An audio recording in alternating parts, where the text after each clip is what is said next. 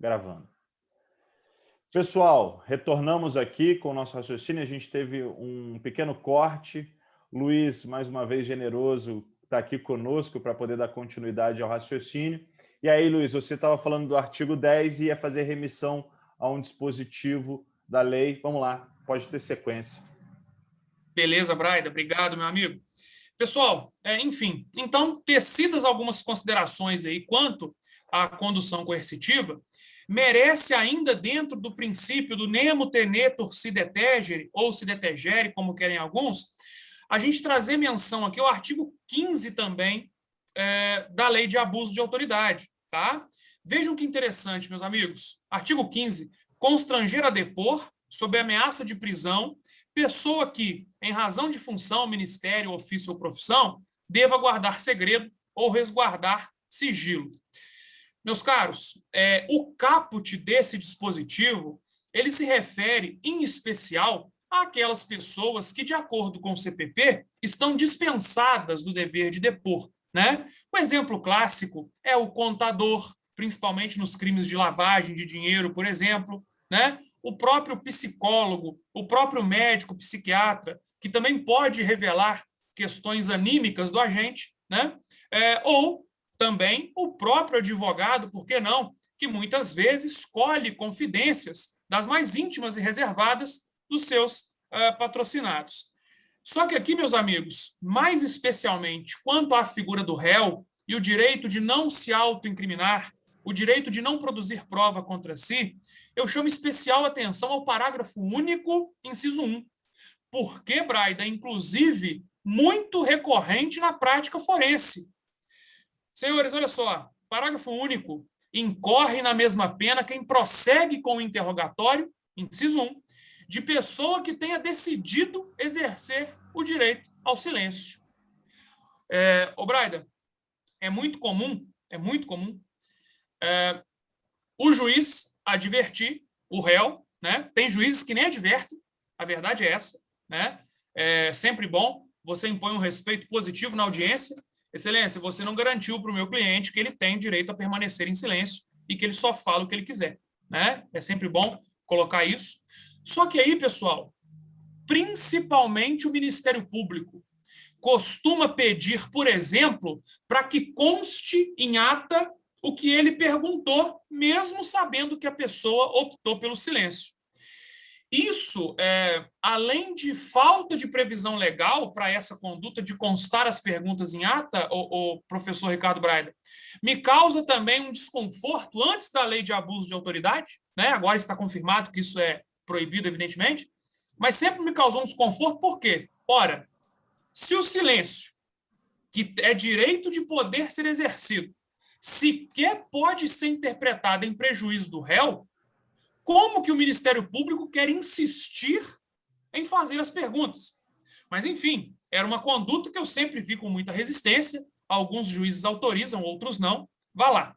Hoje é sabido que o nosso legislador não tolera essa conduta, né? Porque, veja, você não pode prosseguir com o interrogatório daquele que sabidamente já optou pelo silêncio, né? E aqui, Braga, inclusive, recentemente, o doutor Hércio Quaresma Firpe, que é um advogado plenarista muito famoso no Brasil, né? Ele postou um vídeo dele, que ele também está ficando bom nesse negócio de Instagram, né? Ele está postando alguns momentos interessantes, e hoje todo mundo consome rede social, né? Impossível ficar distante delas. Mas ele colocou uma passagem muito interessante, Brian, em que o promotor continuou perguntando, né? Aí o doutor Hércio Quaresma falou: Excelência, pela ordem, eu tenho certeza que Vossa Excelência não quer sair daqui preso em flagrante, né? Então, assim, como você acabou de cometer o delito do artigo 15, parágrafo único, inciso 1, e aí ele é preciso e cirúrgico na menção da lei, o que é muito importante, né? Ele falou assim: eu vou pedir para o senhor parar de fazer pergunta para o meu patrocinado, que já falamos, não vai responder nada, né? Aí o promotor começou a falar com ele: quem o senhor está pensando que é? Ele falou assim: eu não. Se você insistir, eu devolvo a pergunta: quem você está pensando que é? Se a lei proíbe as autoridades de fazer esse tipo de pergunta e Vossa Excelência continua, eu vou ser obrigado a te prender em flagrante. Ele ainda foi audacioso a esse ponto, né? Porque qualquer pessoa pode prender outro em flagrante, todos sabemos disso, e gerou essa situação na audiência, mas é claro, o Hércio Quaresma está adequado, está correto. E sem esquecer do seguinte, né, Braida? Eventual fala do réu após essa advertência, como ela é verdadeira materialização do ilícito criminal, que a gente lê agora na tela, eu não tenho dúvida que qualquer fala é prova o quê? Ilícita. Evidentemente, prova ilícita. Então, assim, infeliz daquela autoridade que insiste ainda nesse tipo de postura. Mas, muito bem.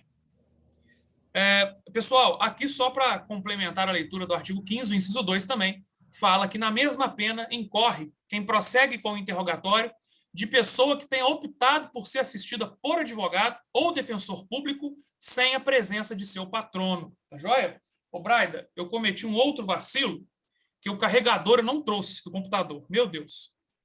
Você quer dar um pause? Agora, vamos lá, vamos dar um pause aqui e a gente retoma. Vou retoma. colocar o carregador. Agora sim. Beleza. Obrigado, Brian. Vamos lá. Pessoal, então, ainda temos essa figura, né, daquele que optou por ser assistido por advogado, né, sem a presença dele, o que também já vai gerar a prática de um delito, né? É claro que na prática é um delito muito mais difícil da gente demonstrar, até porque muito provavelmente vai ser praticado na clandestinidade, sem a presença de alguém que patrocine os interesses do acusado, beleza? Pois bem, eu só levantei a bola aqui do artigo 15, pessoal, porque acabamos fazendo menção no artigo 10 ao princípio do nemo tenetur si detegere, que, a meu ver, tem aqui um amparo nesses dois delitos. Mas sobre o delito 10 propriamente, aqui uma pequena classificação doutrinária para que a gente tenha registrado que o delito do artigo 10 ele é um delito próprio, evidentemente, exige-se uma condição especial de quem o pratica, qual seja ser agente público, né? Ele também é um crime formal. Pessoal, o crime formal é aquele que eu não dependo de um resultado naturalístico, né? Eu vou ter a ocorrência do crime, ainda que não produza no mundo fenomênico alguma alteração, correto? É dizer, a conduta por si só, mesmo que ela não cause alteração fática, já é criminosa. Também é um crime unissubjetivo, é dizer, não é um crime de concurso obrigatório, ou seja, é um crime que, para ser praticado, depende da participação de, no mínimo, uma pessoa. Trazemos aqui também uma outra classificação, né? O crime pode ser unissubsistente ou plurissubsistente. Depende da conduta praticada no caso concreto, pessoal. Unissubsistente é aquele crime não fracionável no tempo. É aquele crime que acontece numa única oportunidade. São crimes, portanto, que não admitem tentativa, tá? Diferente do crime plurissubsistente, tá? Que vai permitir, no decorrer do tempo, seu fracionamento, né? Permitindo, portanto, o conatus, ou seja, a tentativa. E aqui eu me refiro, evidentemente, ao artigo 14 do nosso Código Penal, que define o crime consumado e o crime tentado, né? Lembrando ainda que o crime tentado traz a redução da pena. Pois bem. E uma análise derradeira ainda da pena do delito, né? Meus amigos, como é um crime cuja pena máxima ultrapassa 2 anos, cumulado ou não com multa, sabemos que não é uma infração de menor potencial ofensivo nos termos da Lei do Juizado Especial, o GCRIM, né? O artigo 61 daquela lei define como sendo infração de menor potencial ofensivo todas as contravenções penais ou os crimes cuja pena máxima não ultrapasse 2 anos, cumulado ou não com multa. Porém, se não é uma infração de menor potencial ofensivo, é o que a doutrina tem chamado de infração de médio potencial ofensivo.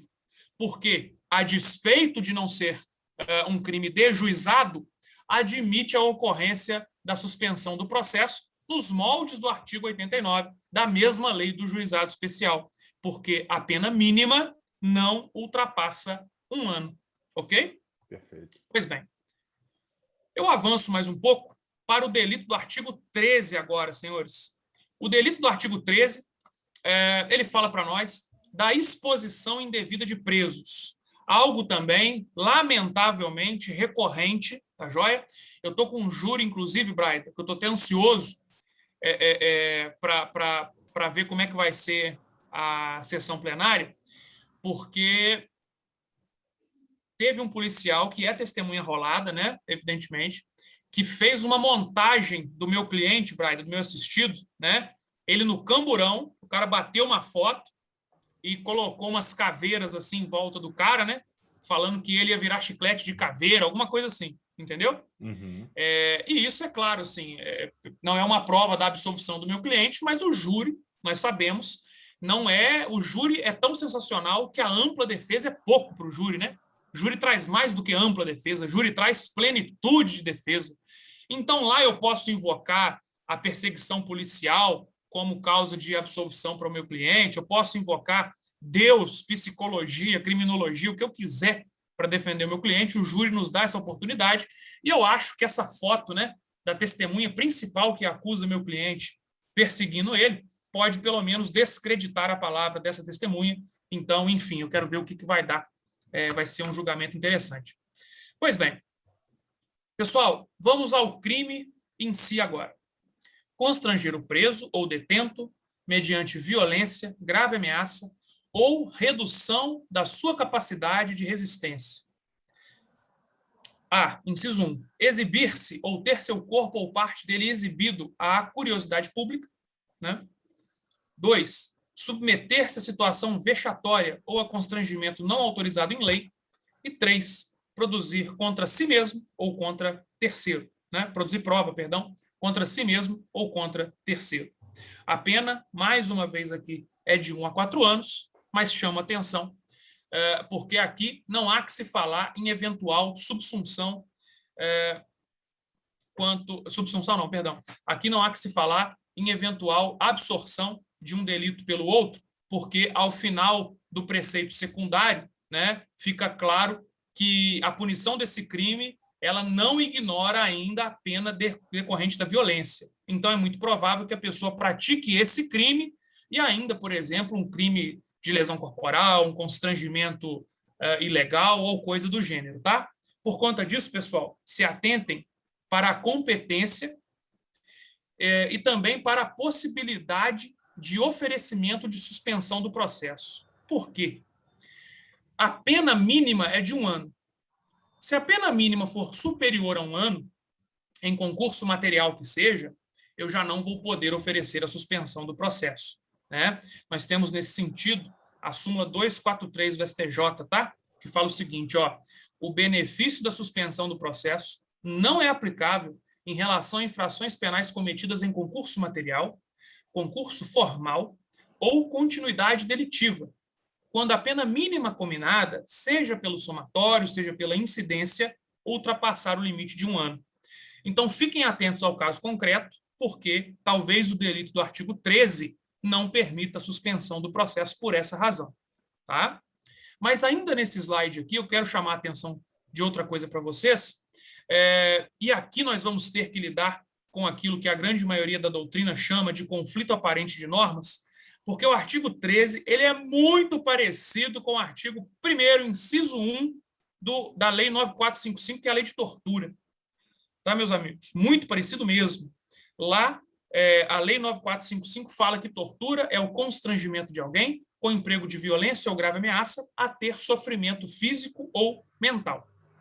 E mais do que isso, nós temos o inciso 2, tá, da lei de tortura, que vai falar exatamente da pessoa presa.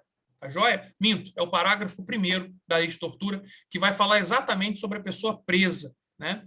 Então, assim, muita atenção, porque o caso concreto é que vai sugerir para nós qual vai ser o critério adotado para saber se eu estou diante de uma tortura ou se eu estou diante de um crime de abuso de autoridade. Vale lembrar que na tortura, pelo menos no artigo 1º, inciso 1, eu tenho 3 finalidades especiais. Né? Eu tenho a possibilidade de praticar tortura para conseguir uma confissão ou uma prova, que é a chamada tortura prova. Né? Eu tenho a possibilidade de torturar a pessoa para que ela pratique conduta de natureza criminosa por ação ou por omissão. E eu tenho ainda a tortura discriminação, que é quando eu pratico em razão de discriminação racial ou religiosa. Tá? Então, assim, tenho essas finalidades especiais, e aqui também, outro critério a ser utilizado é aquele dolo específico que nós comentamos logo no início da aula. Né? Se há aqui o desejo de algum capricho pessoal, né, ou coisa desse tipo, nós vamos transportar pela especialidade o delito para a melhor tipificação na lei de abuso de autoridade. Beleza? Pois bem. E aqui, meus amigos, avançando mais um pouco, sobre a classificação doutrinária do artigo 13. Mais uma vez, crime próprio. Né? Crime próprio, porque somente pode ser praticado por aquele que tem a condição especial de agente público nos termos do artigo 2º desta mesma lei. É um delito material, esse agora depende de alteração causada no mundo fenomênico, quer dizer, depende de resultado naturalístico criado. Né? É um crime que só pode ser praticado por ação e não por omissão, por isso é um crime comissivo. Tá? E veja que interessante, a doutrina majoritária classifica ele como crime de dano. Crime de dano, meus amigos, em oposição a ele, nós temos o crime de perigo. Tá? Crime de dano é aquele em que eu tenho no tipo penal uma lesão efetiva ao bem jurídico tutelado. Tá? Agora, o crime de perigo, só para contrapor ao crime de dano aqui para vocês, é aquele que o tipo penal prevê uma ameaça de lesão ao bem jurídico tutelado. E o crime de perigo, por sua vez, se divide em dois: crime de perigo abstrato, né, que é quando o tipo penal presume o risco para o bem jurídico, e crime de perigo concreto, que é quando o tipo penal ele traz na sua elementar o risco sofrido pelo bem jurídico. Né? Pois bem, mais uma vez, um crime unissubjetivo, quer dizer, não depende de concurso obrigatório, e plurissubsistente, pois o iter criminis é fracionável no tempo, ou seja, admite tentativa. Ok?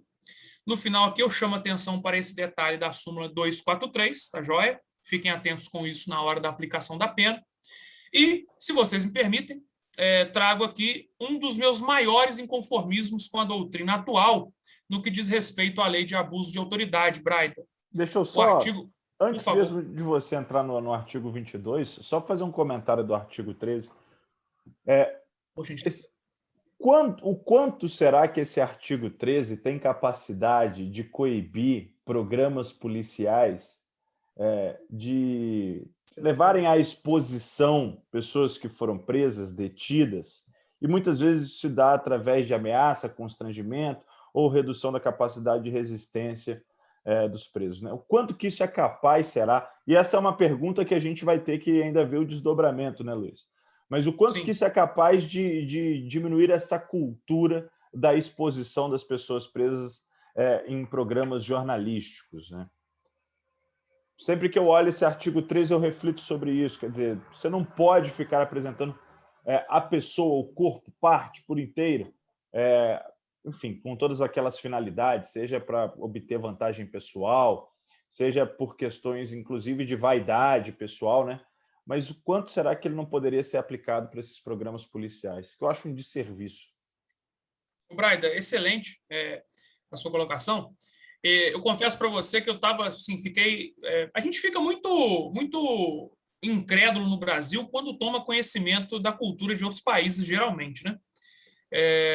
E assim, eu estava ouvindo o Cacai, né? O Cacai é um advogado famosíssimo aqui do Brasil. Se vocês não conhecem, procurem aí no YouTube as sustentações orais dele no STF. Eu gosto muito de ver, às vezes, para me inspirar para um júri e tal.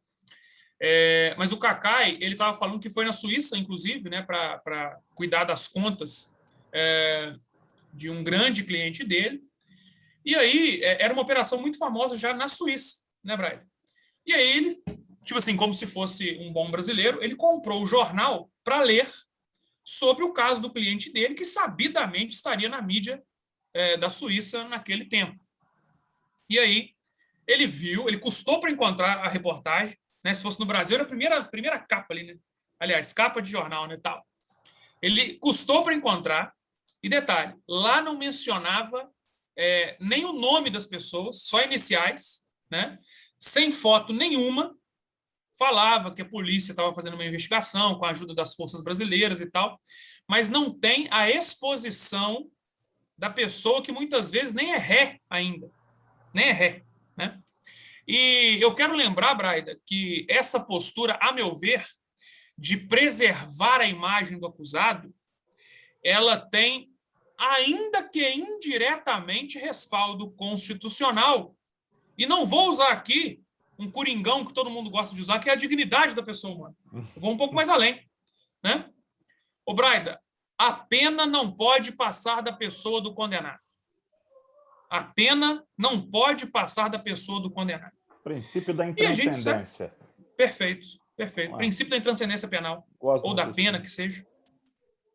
Meus amigos, tem pessoas aqui no Brasil que, tudo bem, não tenho dúvida que merecem a represália estatal, a reprimenda corporal, etc, etc, etc. Só que essa pessoa tem filho, tem esposa, tem pai, tem mãe, né? E essas pessoas, muitas vezes, inclusive pelo excesso midiático, Braida, acabam tendo que sair do Brasil. Mas por quê? Porque a pessoa entra no colégio, lá, seu pai é ladrão, né? Vi seu pai na televisão e tal, seu pai é bandido. Então, assim, é inegável que esse excesso midiático, ele, a meu ver, ofende aí uma das reservas constitucionais mais difíceis de ser segurado no Brasil, que é o princípio da intranscendência penal. O Bittencourt fala muito sobre isso. O Bittencourt, assim, é fantástica as obras daquele cara. Eu estou cada vez mais admirado, assim, quando eu pego para ler as obras dele, né? Eu gostaria de ter tido maturidade intelectual mesmo para consumir melhor na época da faculdade as obras do Bittencourt, porque, assim, é um cara muito diferenciado. E ele escreve muito bem sobre isso, né? Ele é até contra penas com fisco. Uhum. O que ele escreveu, inclusive, Brian, sobre aquele artigo 91A do pacote anticrime, né? Assim, é um deleite para o direito penal que aquele cara escreve sobre o artigo 91. Aquele mais confisco, inconstitucional do que... o confisco alargado. Deus me livre. Aquilo foi sem noção. Inversão do ônus da prova, no parágrafo lá que fala que a pessoa pode provar que o bem é lícito, né? Sem noção, sem noção. Enfim, aquele realmente, assim, eu acho que o pacote anticrime ali foi bastante infeliz, né? Para todos os efeitos.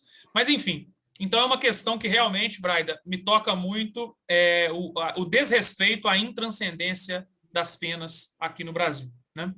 Concordo. Bacana a sua colocação. Eu confesso que eu não tinha pensado especialmente nessa pirotecnia midiática que a gente encontra nos programas aí clássicos de Datena, né? Balanço geral, alerta geral. Enfim, são pessoas até que eu não tenho nada contra a pessoa em si, mas realmente o excesso ali da exposição é algo a se pensar, né? Sim. Pois bem. Braida, eu avanço, então, para o artigo 22 e já quero fazer um contrassenso aqui com o artigo 5º, inciso 11 da Constituição. Já vou antecipar o seguinte: não concordo com o que a doutrina majoritária está apontando, tá? Okay. Que pelo menos é o que eu tenho visto aí despontando como doutrina majoritária, né? No que diz respeito, em especial, ao parágrafo 1º, inciso 3, desse dispositivo aqui que a gente já vai ler, mas por hora, vamos ao 22, porque ele, a princípio, não é novidade para ninguém, né? É crime, meus amigos, de abuso de autoridade, invadir ou adentrar, clandestina ou astuciosamente, ou a revelia da vontade do ocupante, imóvel alheio ou suas dependências, ou nele permanecer nas mesmas condições, sem determinação judicial ou fora das condições estabelecidas em lei. Mais uma vez, nós temos uma pena de 1 a 4 anos e multa. E agora vem o parágrafo 1º para falar. Incorre na mesma pena, na forma prevista no caput deste artigo, quem? Inciso 1. Coage alguém, mediante violência ou grave ameaça, a franquear-lhe o acesso a imóvel ou suas dependências. E agora vem o inciso 3. Cumpre mandado de busca e apreensão domiciliar após as 21 ou antes das 5. Né? Parágrafo 2º, só para fazer a leitura completa do dispositivo. Não haverá crime se o ingresso for para prestar socorro ou quando houver fundado indício que indiquem a necessidade do ingresso em razão de situação de flagrante delito ou de desastre. Pessoal, é um dos artigos que mereceu mais críticas pelo grupo político e também pelos grupos sociais das Forças Armadas, tá? Nós sabemos que em recente período da história nacional, nós tivemos um número de pessoas da segurança pública ocupante de cargos eletivos que disparou, né? Então, assim, essa bancada, ela tem criticado muito, falando que sequer é possível mais você pegar uma pessoa dentro de casa que sabidamente está em flagrante. Esse argumento merece ser prontamente combatido por nós aqui, porque, vejam, não basta você entrar na casa de alguém se você legitimamente está buscando a prática de um crime.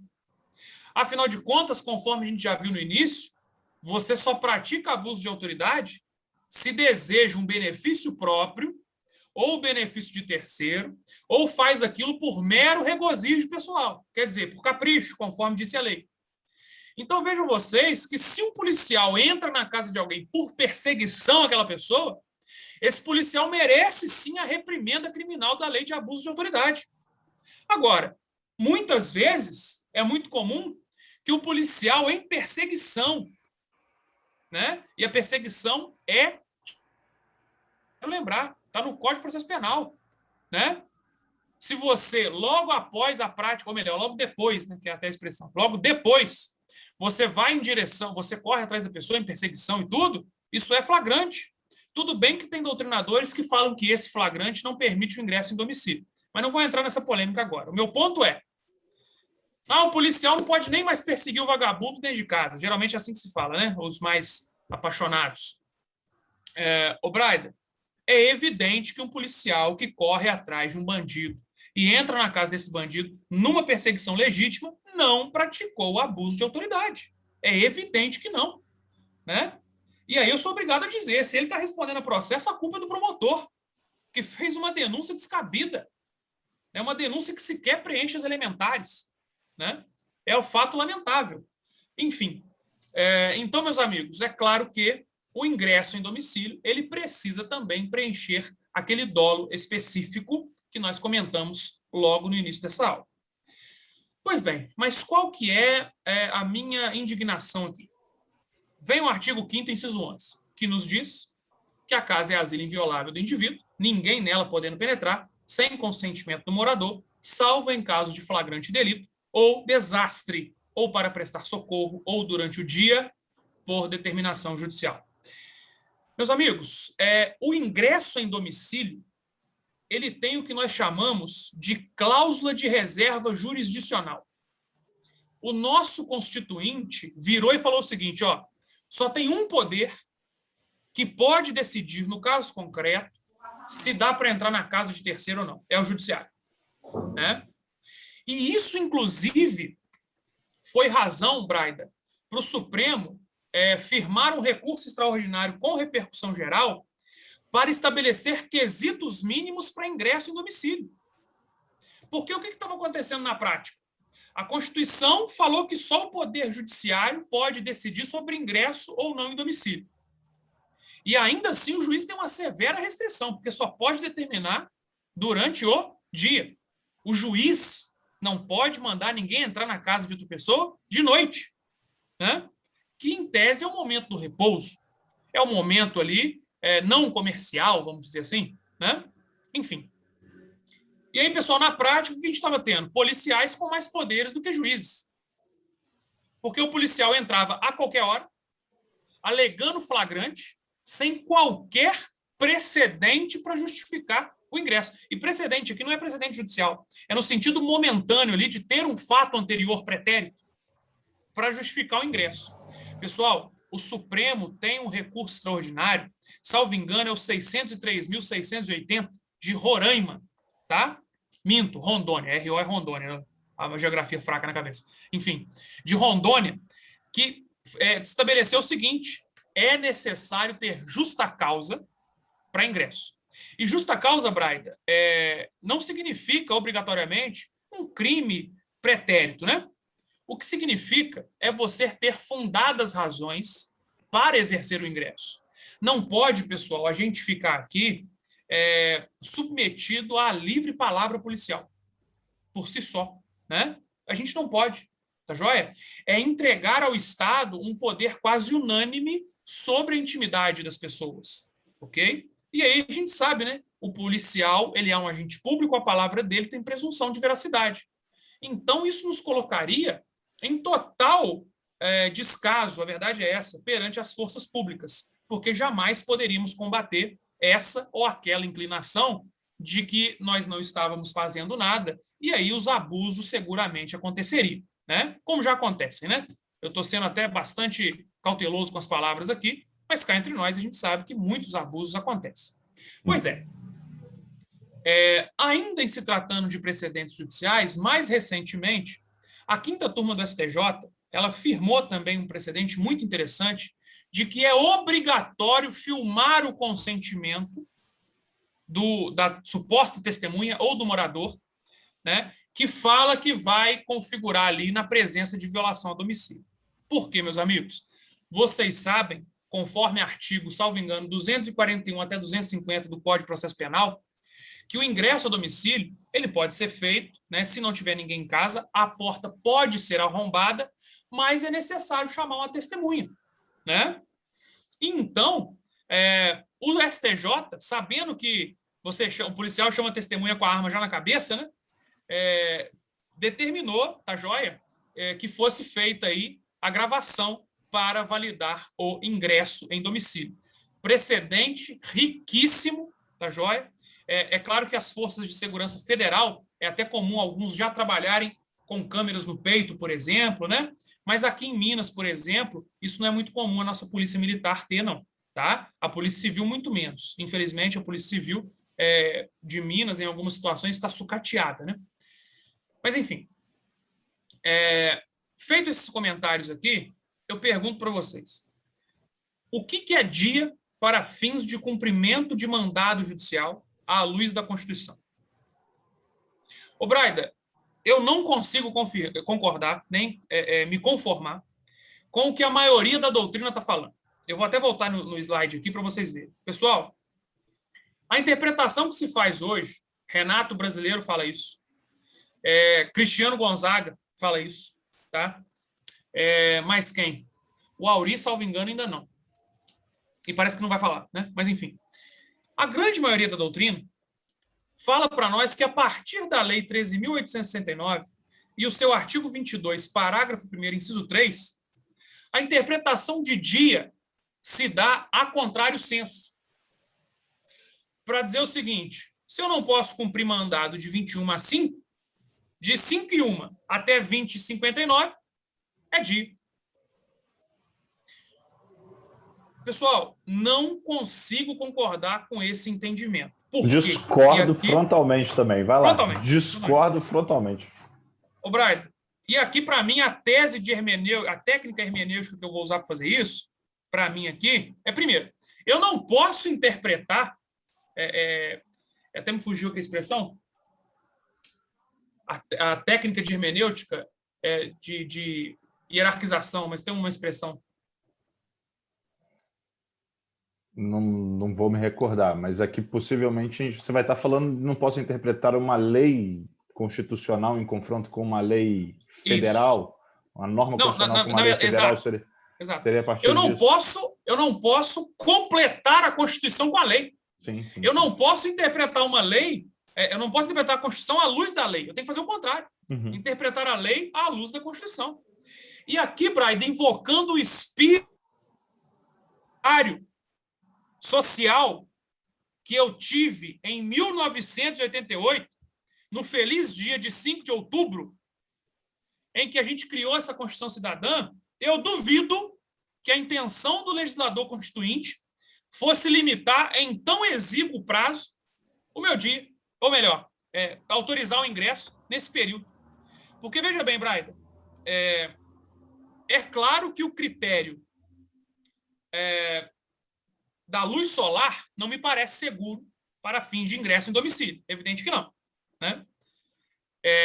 Há quem diga que eu poderia cumprir mandados hoje até às 8 horas da noite, por força do CPC. que fala que os atos judiciais vão ser cumpridos de 8 da manhã até 8 da noite. Esse, salvo engano, é o entendimento de Aurí Lopes Júnior, né? Só que eu não posso abrir mão da intenção do legislador de 88, que, a meu ver, foi cravar aqui o período comercial. Ou seja, para mim, é de 6 da manhã até 6 da noite. Tá? Eu não posso falar em entrar na casa de alguém 5 horas da manhã, porque o sol sequer nasceu. Né? Aí você fala assim, não, mas tem época do ano que o sol, que já está de dia 5 horas da manhã. Aí você está emprestando exatamente para aquele critério da luz solar que não tem segurança jurídica nenhuma. Tá?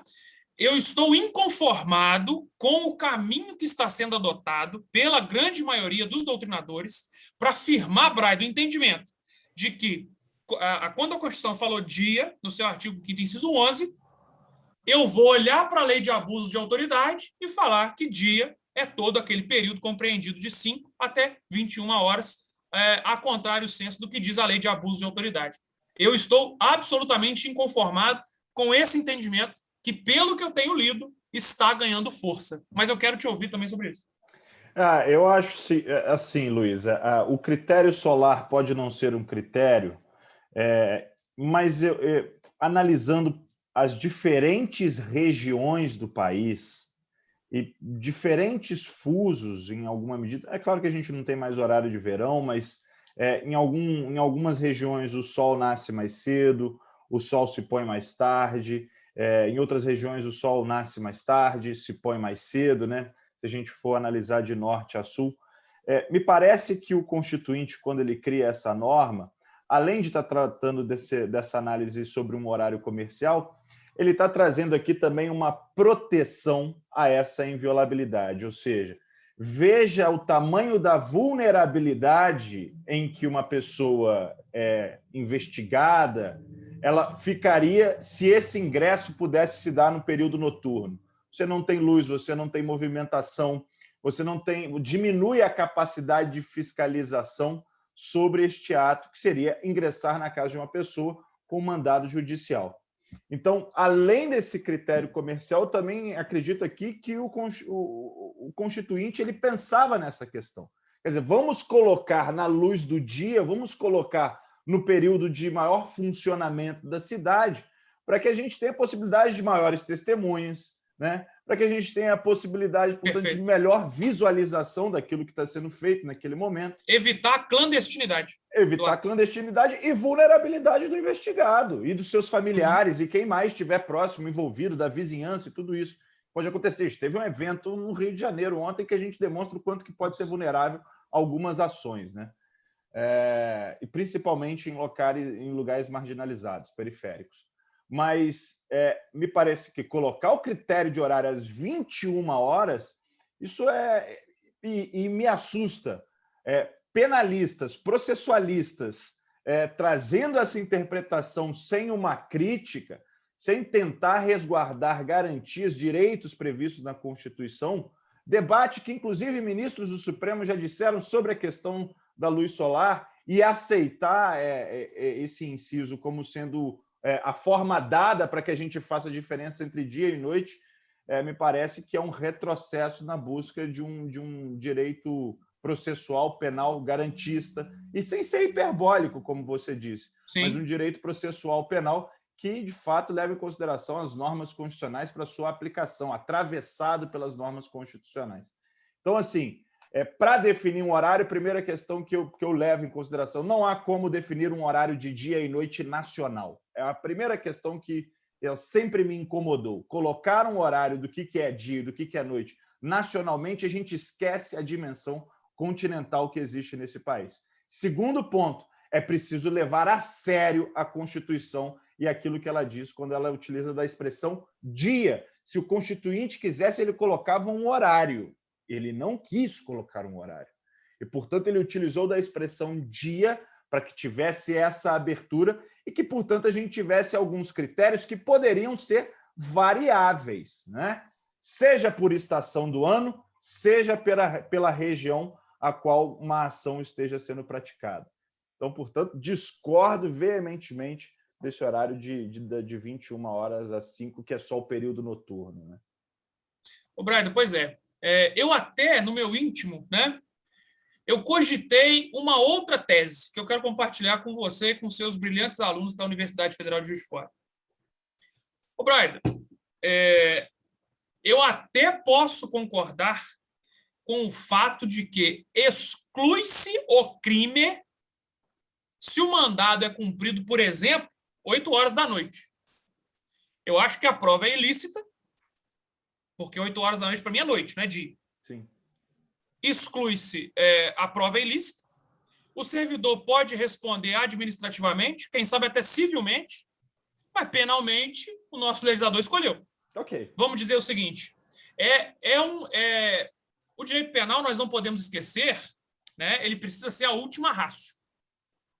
Então é como se o nosso legislador, com a lei de abuso de autoridade, tivesse pensado o seguinte, o cara entrar 6, 7 não merece a proteção do direito penal. Agora o cara entrar depois de 9, aí o direito penal tem que entrar em ação, porque eu só posso punir com o direito penal as condutas mais gravosas, mais severas no seio social. E vamos dizer, como dá para falar que tem lugar que é dia, 7, até 8 horas da noite. Sim. Aqui em Goiânia, eu lembro uma vez, um horário de verão, que chamou a atenção, assim, era 8h05, cara. O sol estava se pondo. Naquela época de verão bem pesado tudo. Então, assim, dá para discutir. Agora, vamos dizer, de 5 da manhã, antes de 5 da manhã ou depois de 9 da noite, aí vamos dizer assim, é romper tão gravemente o sistema que merece, inclusive, ser tipificado penalmente. Então, é como eu mantenho assim a minha cabeça de que o adequado seria um horário comercial de 6 às 18. Esse é o horário para se cumprir mandado de busca e apreensão domiciliar, à luz do artigo 5º, inciso 11 da Constituição. Só que fazê-lo entre 21 horas e 5 da manhã é conduta criminosa.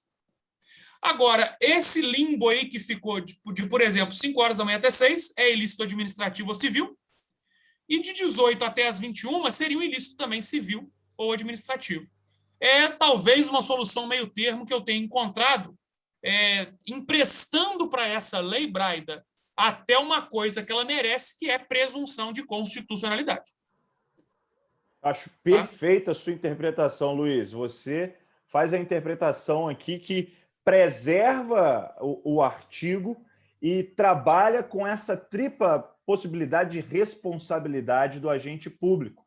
Quer dizer, você já falou, nesse horário onde a gente tem uma incerteza sobre o dia e a noite, responsabilidade administrativa e civil, claro, tem ali o PAD, tem um processo civil, tem toda uma discussão. Agora, a partir das 21 horas, responsabilidade penal. Decotou para mim a aplicação desse artigo 22. Estou contigo e não abro. Você escreveu um artigo sobre isso. Vou fazer questão de replicar essa sua interpretação. Bacana, fico honrado, fico honrado.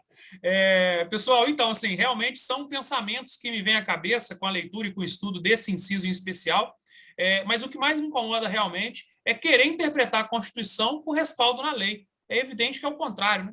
Eu tenho sempre que interpretar a lei buscando aí algum respaldo da nossa Constituição.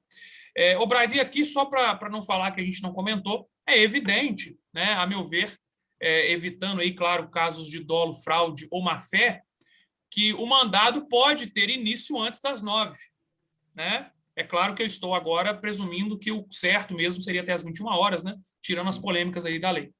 Mas eu entendo que se um mandado é cumprido antes desse horário, portanto, ele acabar depois não tem problema, né?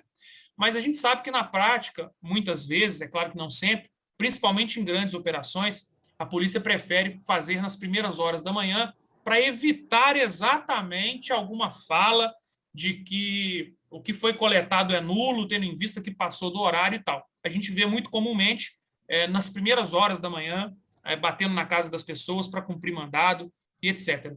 Pessoal, então, assim, são essas realmente algumas reflexões que eu faço.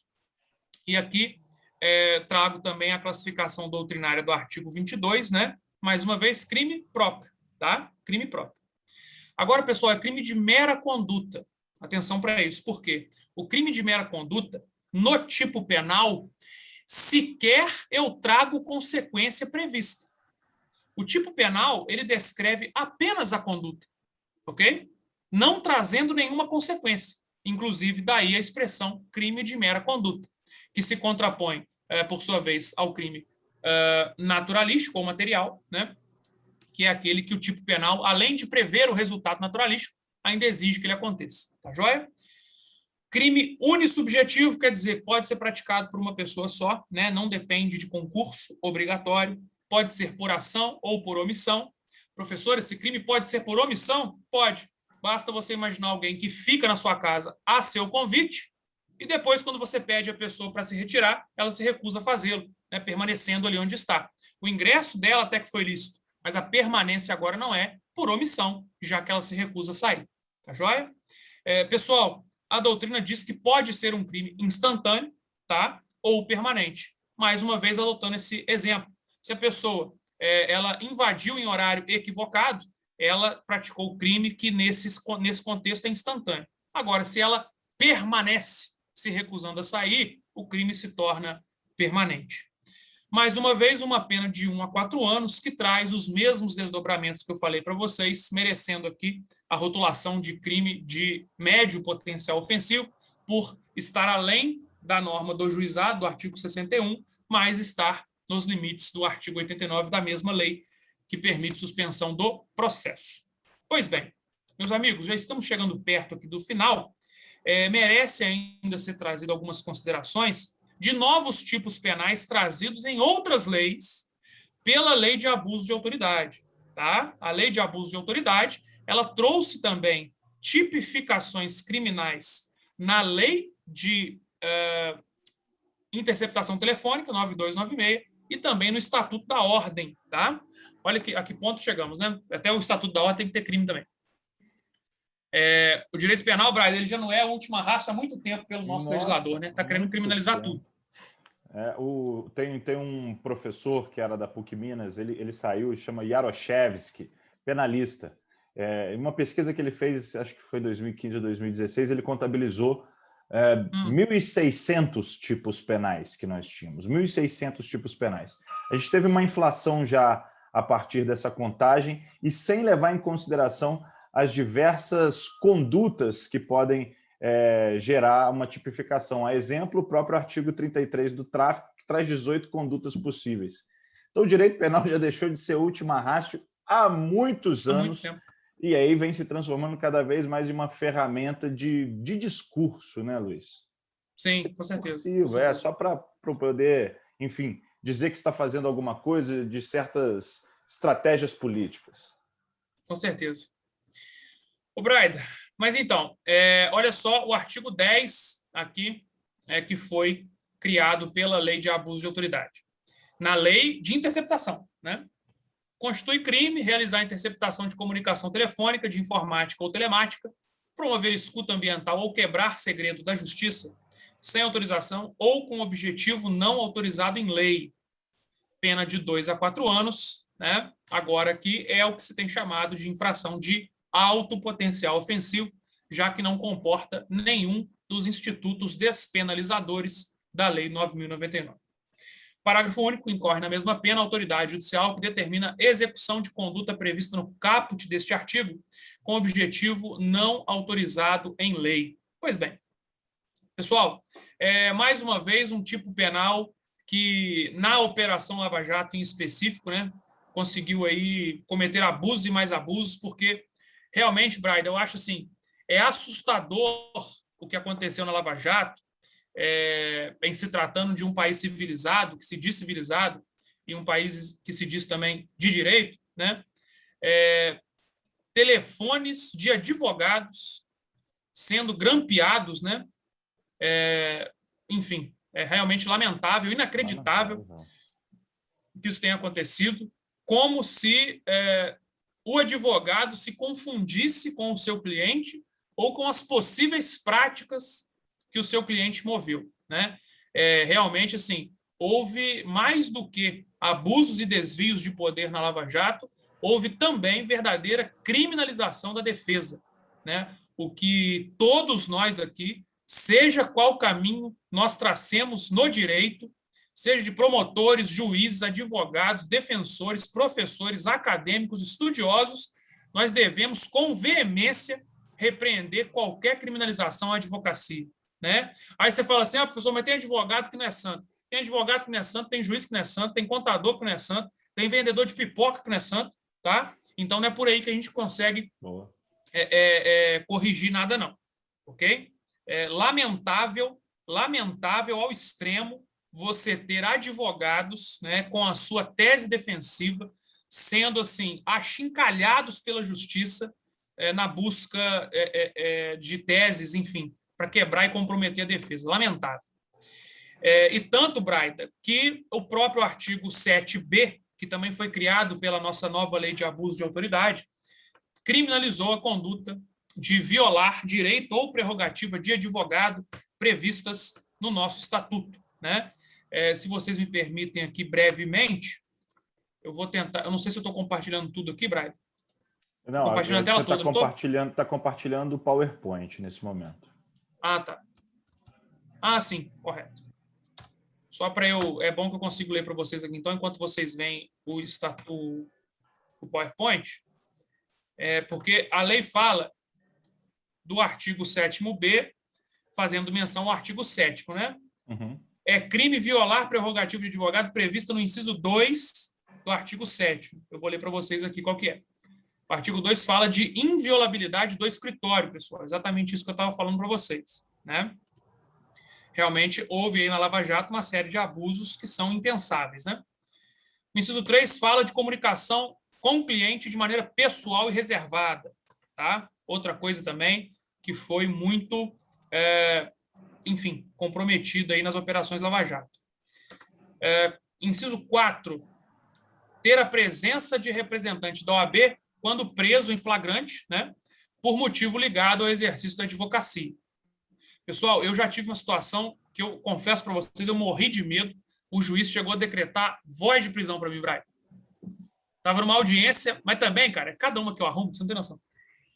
Estava numa audiência, eu fui fazer para quebrar o galho do doutor Paulo Tristão. O doutor Paulo Tristão me ligou, falou assim, doutor, você está no centro? Mentira, a assessora dele que me ligou. Doutor, você está no centro? Por aqui no centro? Eu falei, Ju, tô, por quê? Ela falou assim, não, porque vai ter uma audiência daqui a pouco, o defensor não vai vir, o doutor Paulo não quer, não gosta de atrasar a pauta e tal, se você pudesse fazer como advogado e tudo, né? Eu falei, Ju, faço, mas só se eu me entrevistar com ele antes. Não, tudo bem, a gente dá um jeito para você e tal. Ô, Brian, peguei o processo, o cara todo enrolado até o pescoço, né? E aí eu sabia que era tribunal do júri, ele ia cair depois lá com o Lula, na sessão plenária. Eu falei, vamos no silêncio na primeira fase aqui, e depois eu tenho certeza que o Lula vai fazer um bom trabalho. Meu medo é o cara falar alguma coisa e atrapalhar até uma tese de defesa depois que o Lula suscitasse, né? Uhum. Enfim. Aí eu falei pro cara, não, vamos fazer o seguinte, você vai exercer o silêncio. Aí ele virou para mim e falou assim, doutor, mas o juiz vai me apertar para eu falar. Eu falei, não, pode ficar tranquilo, eu vou estar lá com você, ele vai falar para você que você tem direito ao silêncio. E aí não era o doutor Paulo que fez a audiência, era um colega do doutor Paulo que fez a audiência, né? E aí, esse colega do doutor Paulo, esse juiz, estava muito mal-humorado no dia, parecia, né? Chegou lá todo carrancudo e falou o seguinte, Brian, ô fulano, você está sendo acusado disso, disso, disso, foi você mesmo? Desse jeito. Né? Eu falei, excelência, pela ordem, o senhor tem que informar para o meu cliente que ele tem o direito constitucional de permanecer em silêncio e tal, né? Ô, Brian, o juiz virou para mim e falou o seguinte, o senhor quer me ensinar a fazer o meu trabalho? E assim, eu tenho a língua um pouco afiada, né? E eu falei assim, se o senhor não fizer direito, eu quero. Falei desse jeito, cara. Mas eu falei assim, sabe naquele estalo? Uhum. O senhor quer me ensinar a fazer meu trabalho? Eu falei, se o senhor não fizer direito, eu quero sim. Né? Ô, Brian, pronto. Quem que você está pensando que você é, que não sei o que lá? Eu falei, excelência, não tô... Aí eu já, também, claro, né? Não estou querendo desrespeitar o senhor, mas ele tem direito se eu falar com ele. Isso aí, né? Eu fiquei falar o quê, rapaz? Presta atenção, não sei o que lá, tal. Eu falei assim, excelência, então não vai ter audiência, eu vou embora, não assino, né, e tal.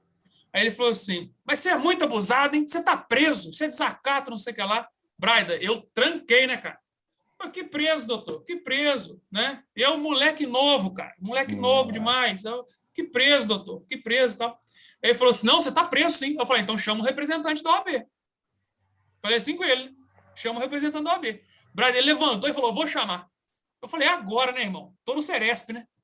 Puta que o pariu, deu ruim. Ô, Braida, ele levantou, cara, e passou um tempo. Aí eu já bati na porta da Ju, assessora do Dr. Paulo, falei, ô, Ju, pelo amor de Deus, o cara falou que vai me prender aqui. O que você arrumou? Eu falei, não arrumei nada. Ele só que ele não falou do direito ao silêncio e tal, tal, tal. Passou um tempo, chegou o Dr. Paulo. Dr. Paulo, que estava fazendo audiência na sala do lado, sabe? Lá no plenário, na verdade. Aí, ô, doutor Luiz Antônio, tudo bem? Eu falei, excelência, tudo bem. O que está acontecendo aqui? Eu falei, excelência, eu juro que eu não fiz nada. Eu só pedi o cara para falar do direito ao silêncio do meu cliente, né? Aí o doutor Paulo assim, só isso mesmo? Eu falei, juro. Se ele falar, acabou. Vai 2 minutinhos interrogatório. Faz a qualificação, mas no mérito não responde nada. Então tá bom, então, beleza. Aí volta o cara bravo pra caramba, né? O juiz, esse juiz que mandou me prender. Aí falou o seguinte: ô fulano, falou com o réu, né? O senhor tem direito a permanecer em silêncio. Beleza? Eu vou te perguntar, mas você não tem que falar nada. Tá bom assim? Sim, o cara assim, né? Sim, senhor, sim, senhor. Virou para mim, tá bom assim, doutor? Eu falei, tá ótimo, excelência, muito obrigado, né? Ô, Braida, aí você não acredita. O juiz começou a perguntar pro cara, o cara respondeu tudo que o juiz perguntou. Claro. Quase fui preso à toa. Olha que desgraça. Meu amigo, eu só entro em pepino, cara. Deus me livre. Ô, Braida, mas enfim. Boa. Meus amigos, Excelente. não deem mole. Não, é brincadeira, brincadeira. Não deem mole por quê? Se advogado falar, se alguém falar com vocês em prisão no exercício da função, tá? A gente tem essa prerrogativa de o flagrante que deve ser acompanhado por advogado, um representante da OAB, tá? Inclusive hoje, o descumprimento dessa função também é criminosa. E por último aqui, Braida, como conduta criminosa violadora do artigo 7º do Estatuto, o inciso 5, né, que fala de não ser recolhido preso antes de sentença judicial transitada em julgado, senão em sala de Estado Maior, com instalações e comodidades dignas, reconhecidas pela OAB e, na sua falta, em prisão domiciliar. Vou registrar aqui apenas que o Supremo reconheceu na ADIM 1278 a inconstitucionalidade da expressão assim reconhecida pela OAB, entendendo que isso deve ser competência do sistema penitenciário que vai receber o preso, né? Muito bem. Meus amigos, um outro ponto importante, ainda de olho aqui nesse slide, tá? Eu já estou encerrando, Brian, é o seguinte. Esses tipos penais não estão dentro da lei de abuso de autoridade, apesar de terem sido criados por ela. Por que eu estou registrando isso? A doutrina está entendendo que para o artigo 10 da Lei 9296 e para o artigo 7º-B do Estatuto da OAB, não há necessidade, Braida, daquele dolo especial que a gente comentou no início. Por quê? Porque não são condutas próprias da lei de abuso de autoridade, senão a criação de crimes fora da lei de abuso de autoridade. Ok? Fiquem muito atentos com isso. E no mais, meus amigos, eu quero agradecer essa oportunidade que o Braida me deu aqui de poder falar para a nata intelectual do direito a nível nacional. Eu já fui membro, honrosamente, eu fui membro do corpo discente da Universidade Federal de Juiz de Fora. Eu devo tudo que eu tenho a essa, em aspectos de conhecimento, a essa universidade, aos grandes mestres que aí passaram, e dizer para vocês, sem qualquer demagogia, que vocês hoje estão sendo orientados por um professor de gabarito, né, de referência, e que é assim, uma mente muito privilegiada, né, Braida? Você sabe que eu sou fã do seu trabalho, e lembro que assim, quando andava, né, pelos corredores da Universo, sempre tinha um aluno falando assim, não, ó, sua aula é boa, mas a do Braida, que isso, o professor Ricardo Braida é fantástico. Ele é muito sinistro, a aula do cara é muito top, não sei o que lá e tudo. Então, assim, daí nasceu da minha parte um respeito muito grande pelo profissional. E hoje, né, com muita satisfação que a gente compartilha ideias, né, não só sobre o direito, mas também sobre a vida. Então, Braida, fica aqui meu agradecimento e parabéns pelo brilhante trabalho que você está fazendo na Universidade Federal de Juiz de Fora. Obrigado mesmo. Luiz, fico muito feliz e, enfim, até tocado pelas palavras, pelo elogio, porque, enfim, desde o momento onde a gente se conheceu na Universo, como eu te falei, a gente não se conhecia anteriormente e eu sempre percebi, olhava para o Luiz, já contando então para os demais, olhava para o Luiz e falava assim, cara é brilhante. Esse cara é muito bom. Eu já te falei isso em particular. Já. E aqui, Luiz, foi mais uma vez que você demonstrou todo o seu talento, todo o seu brilhantismo nessa explanação, com uma clareza fundamental, com um raciocínio aguçado e com um enfrentamento de questões espinhosas. Você não passa por cima, você não foge ao debate, aos temas mais difíceis, sempre com um argumento jurídico, sempre com um argumento composto por outras áreas do saber, seja as ciências sociais, entre outras áreas que acabam nos auxiliando, a ciência política e assim por diante. Então, eu só posso te agradecer pela disponibilidade e pela generosidade de, mais uma vez, compartilhar um momento de reflexão e de ensino. Carrego aqui desse nosso encontro diversas lições, e espero que tenhamos muito mais oportunidades para que a gente possa fazer encontros e reflexões, seja na Universidade Federal de Juiz de Fora, seja na vida como um todo. Então, te agradeço imensamente, Luiz, por mais essa colaboração. Obrigado você, meu amigo. Vamos ficando por aqui. Forte abraço a todos e até a próxima.